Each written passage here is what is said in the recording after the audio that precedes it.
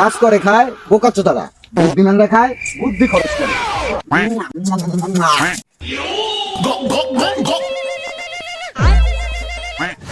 Hello, kidnapper কেলা বাবু speaking. তোর বউ আমার কাছে। তোমার সাথে আছে? আমি জানতাম ওই শালীর চরিত্র পায়খানা মতন পবিত্র, গাছ লাগে না কেউ লাগে পলাই গেল। আরে আরে তুই যেটা ভাবছিস ওইটা না। ভালোর কথা, ও শালী আমার সামনে কারে না কারে যেন চুম্মা দিছে। আরে ও নিজে থেকে আসেনি, তবে আমি তুলে নিয়ে আসছি। কোলে করে দেখো আব্বা, ওই শালী কার সাথে যেন কোলে করে পালাইছে। আবে শালা আমার কথাটা তো শোন। মুই কিছু শুনবো না, তুই ওরা লই যা। আবে শালা তোর মুখে আমি পটি করে দেব, পটি। হ্যাঁ বলো।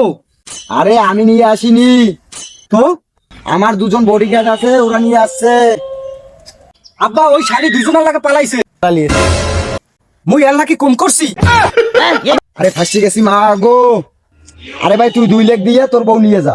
তাহা তো দূরের কথা, ওর তো মুই ফিরিতেও নেবো না।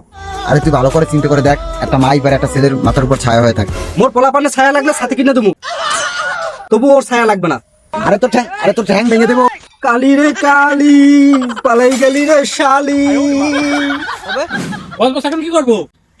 হবে জঙ্গল নিয়ে চল। আমি বস, আমি আগে যাবো। अलग हमरो जवनिया रे।